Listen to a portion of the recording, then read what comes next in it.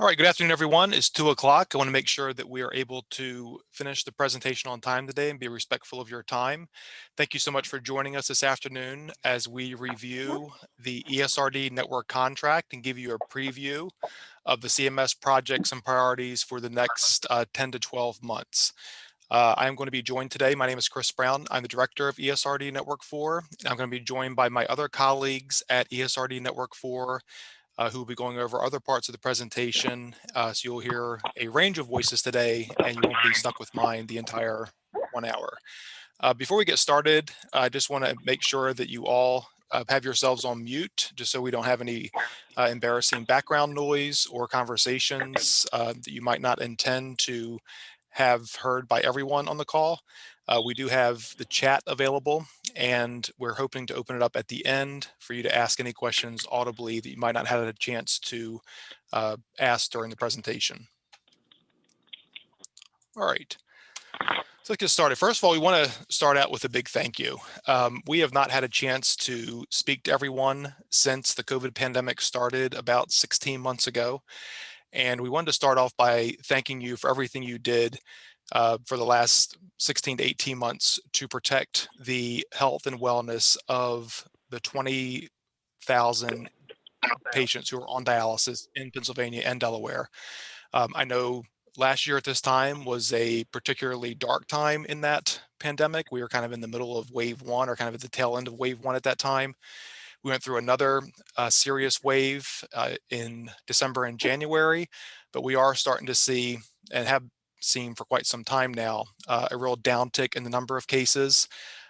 We know that as bad as things got, it could have gotten a lot worse had it not been for the care that you provided and the prevention measures you put in to protect the patients and keep so many of them from contracting the disease. So thank you so much for your dedication. I know that, it was perhaps made even more difficult by everything else that's going on outside of work, the precautions you had to take personally and in your family's lives, and then all of the societal things that were going on as far as, shutdowns and masking and all kinds of things. It just made life quite interesting. So thank you for everything you've done and continue to do on behalf of the patients. Just a couple of housekeeping things. This presentation today is being recorded, and we're going to make it available on our website within the next few weeks. Tomorrow's presentation is a repeat of today's. I know many of you have registered for both of them. There's no need to attend tomorrow if you're attending today, unless you want to for some reason. We intend the presentation to be identical. Obviously, it might change a little bit if there are questions asked that are not asked today, but in general, it's going to be the exact same slides and the exact same content tomorrow. We ask that you stay on mute today, submit questions through chat. We have several staff members who are going to be doing their best to answer those in real time. And like I said earlier, we hope to have some time for audible questions at the end of this presentation. So the agenda for today's meeting is, first of all, just to do a quick recap of the role of the ESRD network. Many of you who have been in the facilities for quite some time know who we are, what we do, why we exist. But those of you who may be more new to your role, we're going to go over that just to make sure you understand where we fit in kind of the grand scheme of things and the national approach to quality improvement.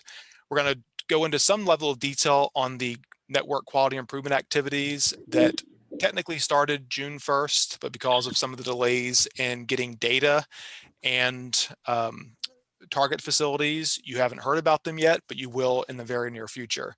We're going to go over the approach that we're using this year for those QIAs, make sure that everyone is on board with those. We're trying to take a very hands-on with the technical assistance that we're providing you, that kind of approach, but also at the same time limit the burden to you as much as possible. I do hear background conversation from one person. If you could put yourself on mute. I think I muted you. Patient family engagement. CMS has added 3 things specifically to that. You're going to hear about what those 3 things are.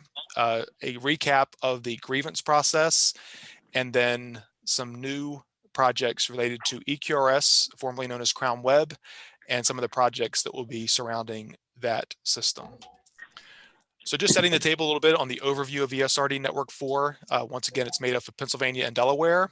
In Pennsylvania, we have 330 dialysis facilities now, and you see the breakdown of the types of those facilities, and we have 17 transplant hospitals and then one pending. Tower Transplant in Reading is up and running. I believe they have been certified, but there is still some paperwork being finalized to make them official and EQRS.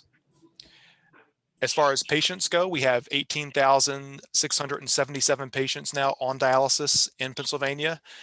You see the breakdown of their modality. The vast majority of them are in-center hemodialysis, 16,000, a little over 16,000, and then the other 2,600 or so are in some form of home dialysis.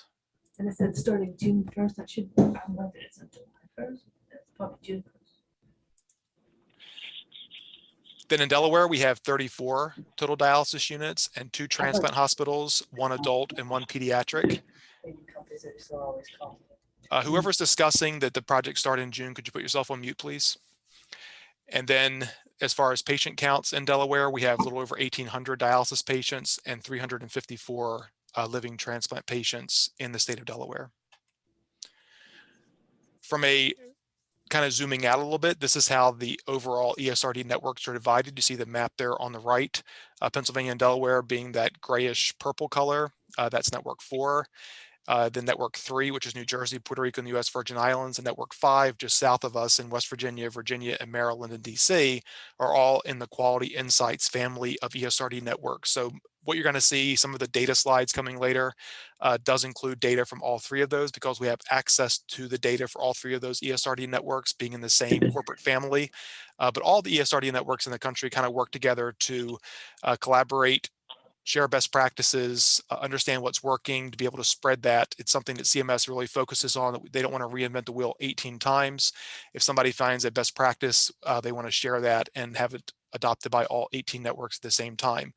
The primary reason for our existence is to ensure that dialysis facilities are providing quality, safe, and effective care to patients with kidney failure. We team with the state survey agencies to perform that task, and we're dedicated to assisting facilities and transplant centers in your efforts to provide quality care for patients with end-stage renal disease, and then supporting the achievement of the CMS goals, which is what you're going to see in the next several slides. CMS expects us to serve as conveners, organizers, motivators, and change agents, and to leverage technology to provide the outreach and education to you and to patients. We serve as partners in the quality improvement with patients, practitioners, healthcare providers, other healthcare organizations, and other stakeholders, and then secure commitments to create collaborative relationships with other stakeholders and partners. Your responsibilities as far as how you fit into this work kind of is covered by a condition for coverage, and that is that you need to have a relationship with the ESRD network and to basically act on the recommendations that we provide. The recommendations we provide are not done in a vacuum. They come from CMS and our medical review board, and you're required to cooperate with what we ask in fulfilling the network current statement of work, which is what you're going to see in the next several slides. This is a network for staff. You see that many names are familiar. We have a couple of new names this year. Heather Cecil is in our Richmond office in Virginia. She's going to work across all 3 networks this year. You may have already gotten at least one email from her asking you for facility staffing information. She's going to be that person to make sure that we have the correct contact information for each of you so that when we need to reach out, we can make contact as quickly as possible. Jessica Bio is also a person you may have heard of from the emergency preparedness side. He's been sending out the if you missed it type of emails about COVID-19, and anything related to emergency preparedness, you'll be hearing from him. The other new name on the list is Andrea Moore, second from the bottom there.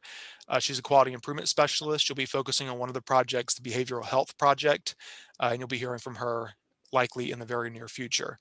I do want to just mention, those of you who may not know yet, Deborah Knight is still on leave. She's expected back on August 1st.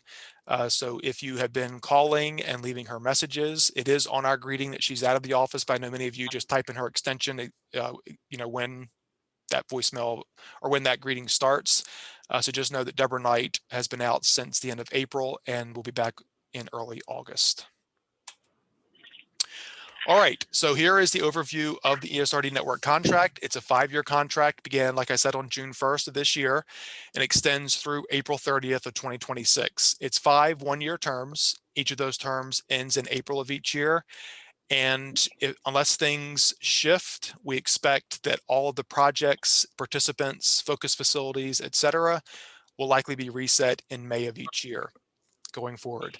There are 5 broad goals that CMS has set forth in this contract. The first is to improve behavioral health outcomes. The next is to increase patient safety and reduce harm. The next is to improve care in high cost or complex chronic conditions. The next is to reduce hospital admissions, readmissions, and outpatient emergency department visits. And the last is to improve nursing home care in low performing providers. All right, so now the detail behind each of those kind of generic goals. Whoever's phone is ringing, could you put yourself on mute, please?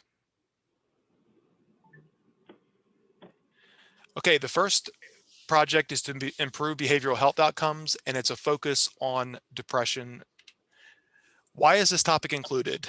So in the contract that we received, CMS said that they reviewed Medicare claims data from 2017, and that data showed that 12% of prevalent patients and 7% of incident patients received mental health visits. However, when they look at the data that all of you are providing for the QIP for depression screening through EQRS and Crown Web in the past, that data showed that only 3.1% of patients were identified as depressed and receiving care. So bottom line translation is CMS is concerned that patients are not being screened and referred for treatment appropriately. The reality is 12%, and what is being reported is 3%. So we have 2 goals in this project. The first is to increase the percentage of patients who are accurately identified as having depression. And then the second goal is to increase the percentage of patients within that subset of patients identified as having depression who have received treatment by a mental health professional.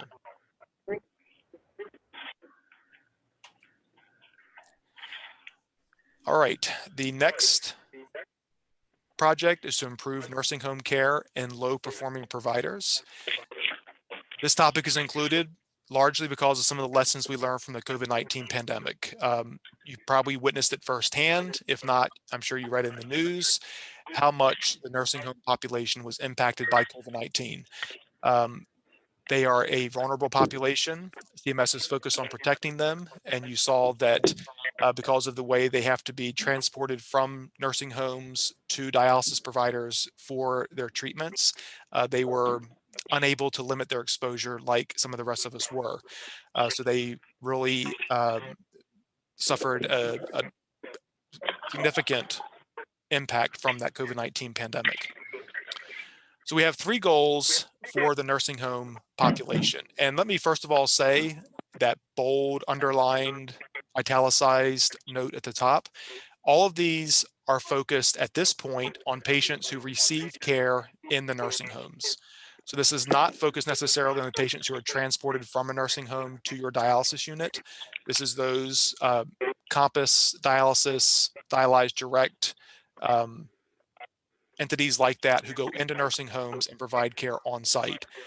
CMS may change that because they have recognized that there are some states in the country where that is not a widespread practice. So they may change this focus a little bit to begin to focus on all patients who reside in nursing homes. But for right now, this is focused on those patients who receive care in the nursing homes. 3 goals: first, to decrease the catheter infection rate in those patients, the hemodialysis catheter infection rate. The next is to decrease the peritonitis incidence. And the next is to decrease the rate of those patients who receive a blood transfusion. We have around 200 patients total in Pennsylvania and Delaware who are in this existing definition of the category. And we do not have a significant issue with any of these things. So we do not have much opportunity yet to improve this. But like I said, if CMS zooms out a little bit and begins to look at all patients like this, many of you will be suddenly included that may not be at this point in time. All right, home dialysis. This is something that's just a continuation of what we've been working on for quite some time now. This is a topic that was included because CMS wants to enhance the patient quality of life. It's shown that patients who dialyze at home have better blood pressure control and fewer hospitalizations.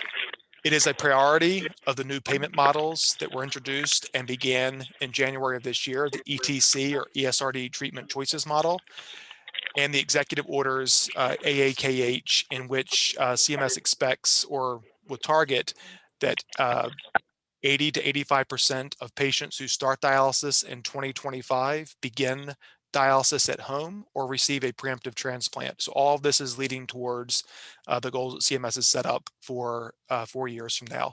So where do we stand currently? You see over the last 5 years, according to the graphs at the bottom, Delaware has maintained sort of the 16 to 17% home dialysis rate.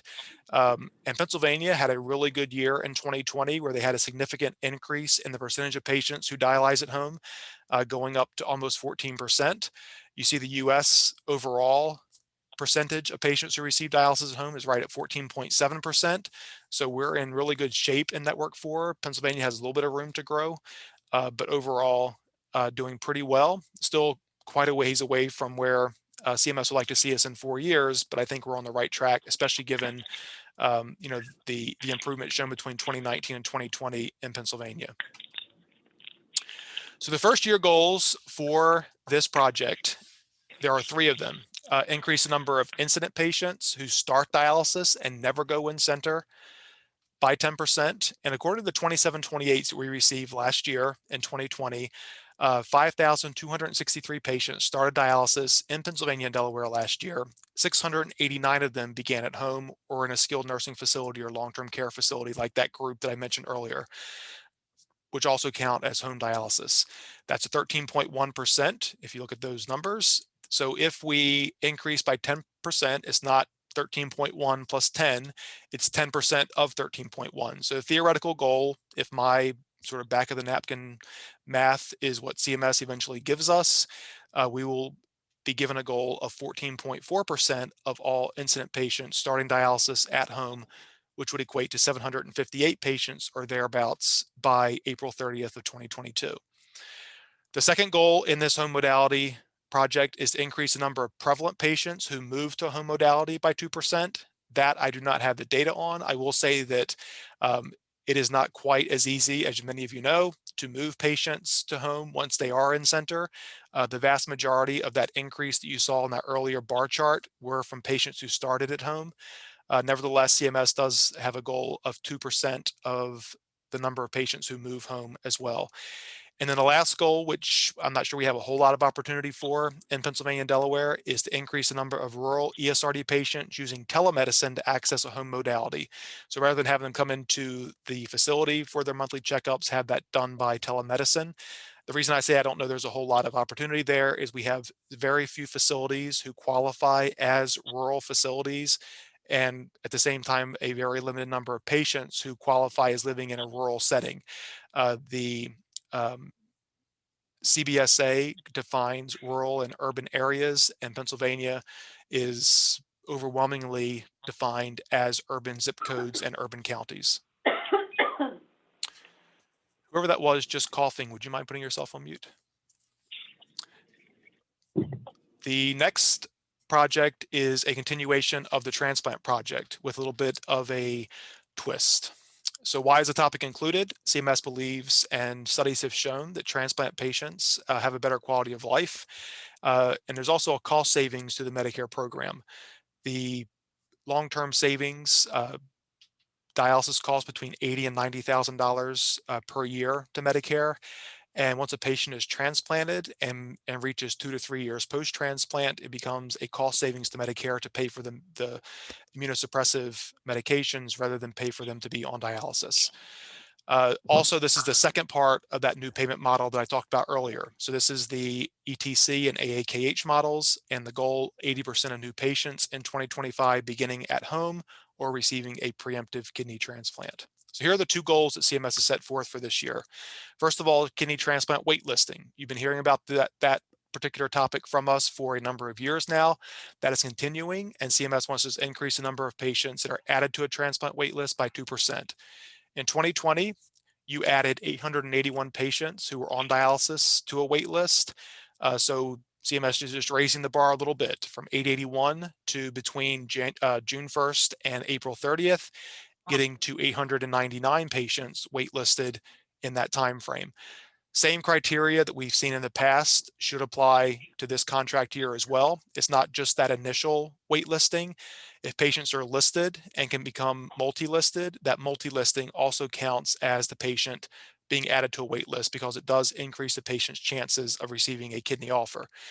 Many of you know there have been changes made to the allocation system, which has somewhat limited the benefit that those patients receive. It used to be that you could be listed in areas that were close together, let's say Philadelphia, Camden, New Jersey, and Baltimore, Maryland, all within an hour or two drive of one another, and that would triple your chances of getting kidney offer because each of those uh, organ procurement areas were autonomous and could make offers locally in their areas. That has all changed now to a 250-mile radius from the hospital that acquires the kidney. So that has changed things a little bit and made, for instance, listing in Pennsylvania and southern New Jersey less of a straightforward benefit than it was in the past. We have heard from some transplant experts in our transplant centers that if you can get a patient waitlisted outside that 250-mile radius, it does still increase their chances, but it's a little bit more difficult to take advantage of the geography we have here in the Northeast than it used to. The second goal in the kidney transplant project is to increase the number of patients who receive a kidney transplant by 2%. Now, all of you on the call, there's not a whole lot you can do about it because you're basically tasked with the first piece. We're going to be working with the transplant centers to talk about increasing transplantation. Obviously, living donation is also a factor in this. So, things you can do to make sure that patients understand that living donation is an option on your end would help. But really, this is going to come down to the transplant centers performing more kidney transplants. In 2020, we had 141 patients receive a preemptive transplant at Pennsylvania and Delaware transplant centers, and 830 patients received a kidney transplant after being on dialysis. So if you add those two together, add 2%, we're going to be asked to go from 971 to 991 patients by April 30th of 2022. The next one is to educate and manage incidents of COVID-19 and to decrease hospitalization of COVID-19 positive ESRD patients. God willing, the first one will take care of itself. Let's hope there's not another wave, and the vaccine and measures we put forth are going to sort of keep the number of COVID-19 positive patients suppressed. Not going to have a whole lot more issues with that. But the second part is that CMS does expect 80% of ESRD patients on dialysis to be vaccinated against COVID-19. Where you may ask, are we currently? I do have the answer to that. So as of last Wednesday, according to the data that you reported to NHSN, in Pennsylvania, we have 73.9% of all patients fully or partially vaccinated. And in Delaware, we have 72% of patients fully or partially vaccinated. We do have a rather stubbornly high declined rate, especially in Delaware, where it's almost 18% of patients who have declined the vaccine.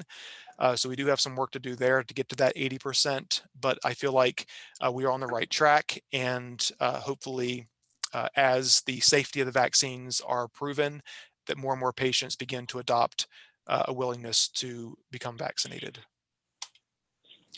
We do have two additional sets of vaccines that are also part of this new project. The first is the flu vaccine. The goal there is 85% of patients and 90% of staff receiving the flu vaccine. The first will be reported in EQRS. The second will be reported in NHSN, as it has been for the last several years. Pneumococcal is also making a reappearance. This is something we worked on several years ago. It's coming up again. So CMS expects eligible dialysis patients to receive a PCV or PPSV vaccine, the booster, and to ensure that eligible patients over 65 receive that PPSV 23. If I remember correctly, when we did this several years ago, this was something that the data was fairly rife with issues. So We've not gotten baseline data for this project yet. Don't know where we stand currently. Don't know what the efforts are that you may be doing internally in the dialysis units to pursue this type of goal, but just know this is something that's coming up in the near future as well. The next one may be the most difficult of all the projects, just given what we've seen in ESRD networks in the past. We've not worked on this in networks 3, 4, and 5 in the past in any kind of widespread way.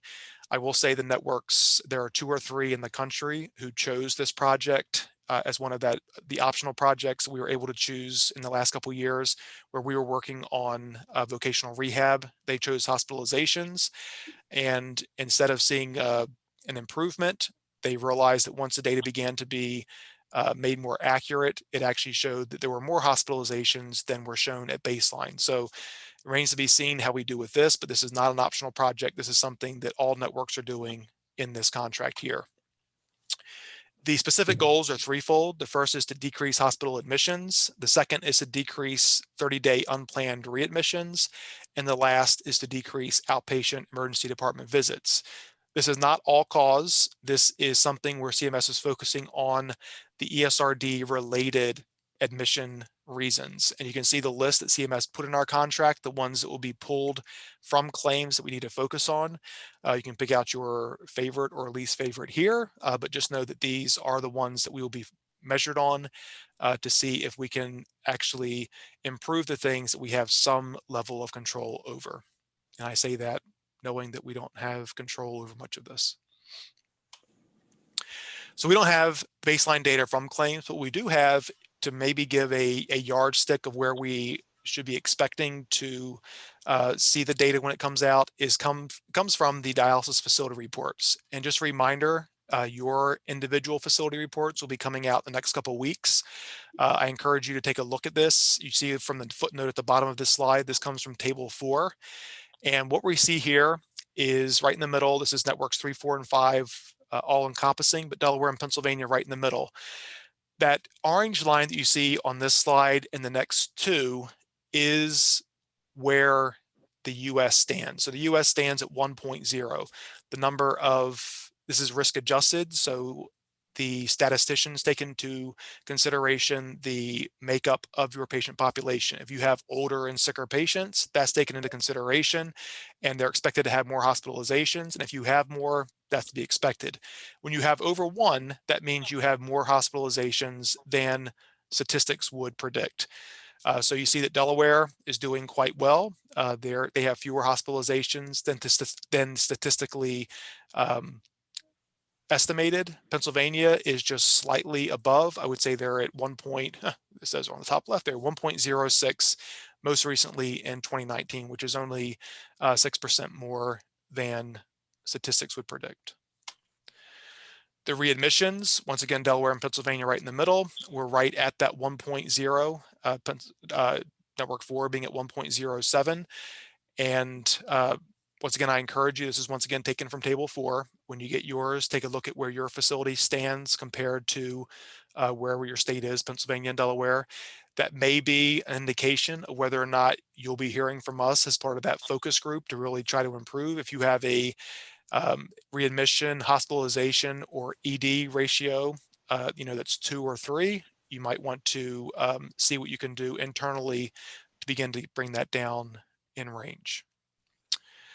This is the last graph that comes from the table 4. This is the emergency department visits, and you see Delaware and Pennsylvania are both below statistically predicted. So we're doing quite well in that category. But once again, take a look at where you stand when your DFRs come out and see if your facility is also below 1. At this point, I'm going to turn the presentation over to Jeanette Schrift, who's going to review the QIA approach that we're going to follow in this contract here. Jeanette?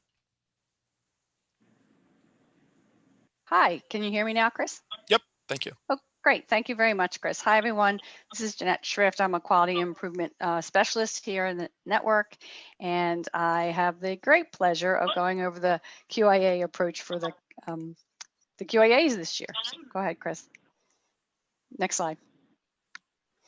So CMS took a little bit of a different approach this year. As Chris mentioned earlier, the strategies that we have always shared with the facilities to improve their QIAs came from the MRB and some experts and high performers in our networks. This year, CMS has asked us to put together advisory committees, which we have done. And the advisory boards were used to plan and develop and implement these quality improvement concepts and strategies to be developed and utilized by the network. So what does that mean? There was a committee of stakeholders that we got together for each of the projects that Chris just went over, and we shared barriers. They suggested strategies. We were talked about evidence-based strategies to use to move the numbers for all of these projects. And then the strategies that some of the strategies that they came up with were peer mentoring, establishing a meaningful plan of care, patient participation in the quality improvement at dialysis facilities. I think none of these things are new to anybody, but these are the strategies that the advisory committee wants us to focus on as we move down to rolling this out to the facility level. Next slide, please. So after the advisory committees, there will be coalitions for each of these projects. So this is going to be more of the local stakeholder group as opposed to the statewide advisory committee group that I just spoke about, so that they can identify local healthcare issues, identify local barriers and root causes, establish community action plans to address the barriers, and we are going to invite high-performing facilities to join this coalition to share their promising practices. And this is where we are going to share the strategies from the advisory committees so that they can adapt them or add new strategies that would most probably be effective in the local communities. Next slide, please. So we've always done technical assistance, and this is when you've heard Ku and myself, Deborah, we go over any particular barriers with you, or if you reached out to us, and we'd share information, education, and strategies for you to help you improve your outcomes for the quality improvement activities. So we are going to do more of this. It's going to be a little more intense at times. It will be data driven. We are waiting for data, as Chris said, to come from the NCC so we can see where everybody is currently and help them move in the direction that they need to move so that they can meet their goals and the network can meet our goals. It's also part of spreading effective interventions that I just spoke about, coming from the advisory committee and the coalitions and the high performers. Excuse me. And it's about targeting individual or small groups or barrier specific issues. The technical assistance is not when we send out a network wide email blast about some education or a reminder. This is really individual. The last bullet point I want to emphasize, this is individual, group, or barrier specific assistance to help you move in the direction for the QIA to meet your goals. The facility QIA approach, all the facilities outcomes are included in all of the QIAs. So that means that everybody's data is going to be included in the network metric to see if we meet the goals that CMS has put out.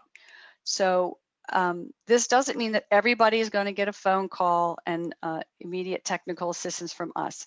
You may be contacted if your facility is below the expected goals for participation, to be put in a focus group. I'm sure at least everybody has been in some focus group over the past years in these QIAs. And we are going to be using that same approach. It's going to depend on where you currently stand in the projects and where you need to move to. So you will hear more from us in the future if we need to reach out to you and provide some technical assistance to help you move along that path. The facilities shall involve the interdisciplinary team. This is very important to CMS. I know you all have interdisciplinary teams, and the focus is still going to be using this team in order to achieve your metric goals. We need you to include topics of your focus in your QAPI meetings. Some people would call them quality improvement team meetings. So we would like you to put each of these topics on your agenda in some form or fashion and have that discussion each month about where you are, where you need to be, what your barriers are, and what interventions you're going to use to meet those, to overcome those barriers and achieve your goal. And you will be asked to participate in network-led technical assistance activities. Some of these could be small groups. We may contact 4 or 5 or 6 facilities and have a small Zoom meeting or a small webinar if there are common barriers that facilities are facing, rather than just do it one-on-one. Next slide, please.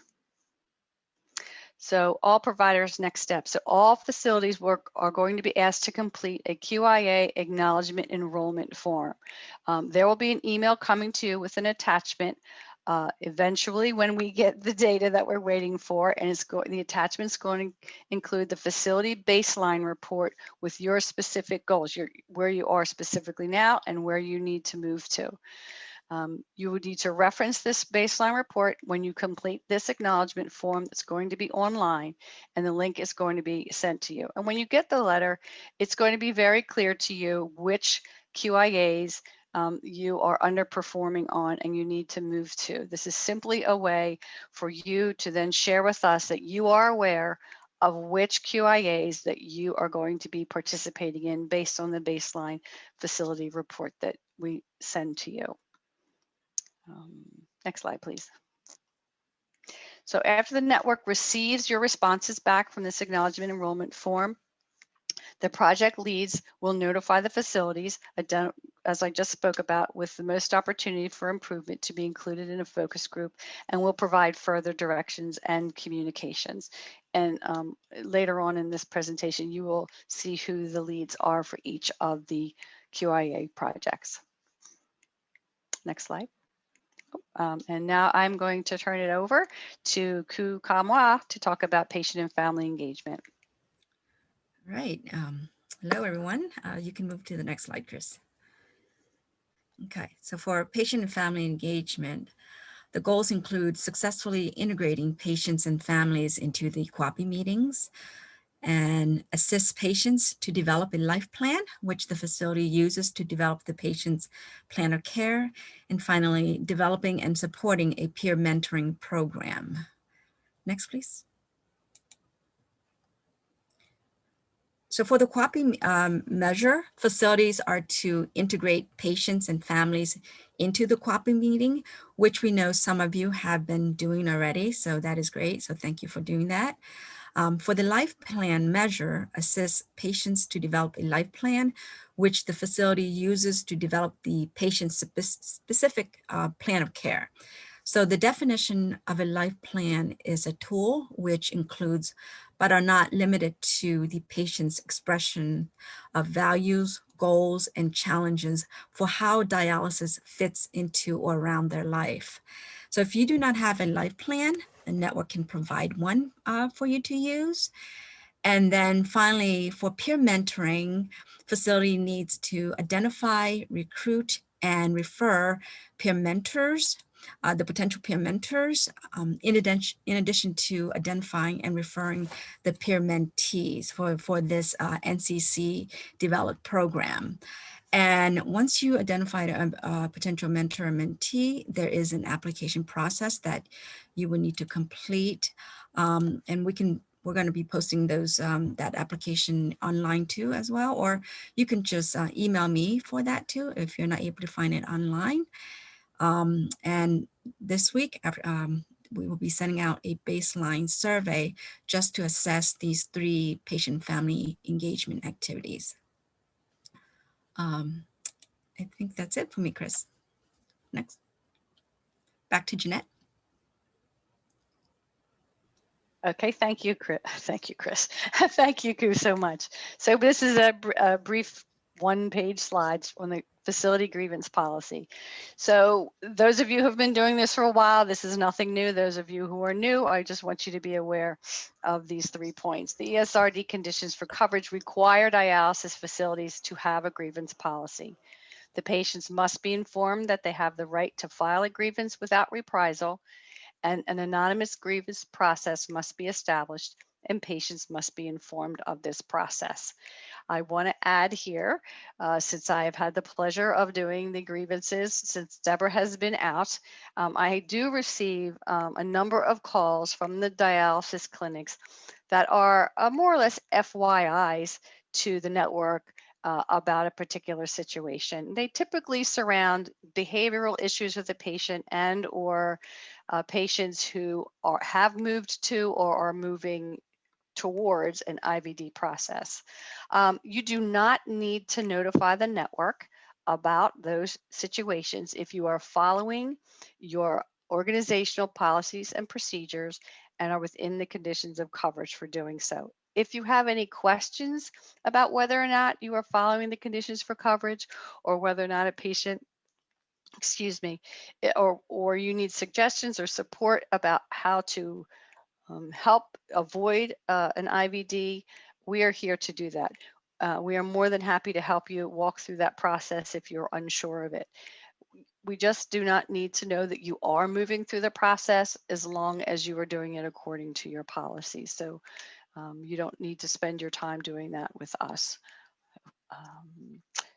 And that's it in a nutshell for the grievance policies. We're here for you and we are here for the patients as well. Okay, thank you. I'm going to throw it to Karen Recheck, our data manager.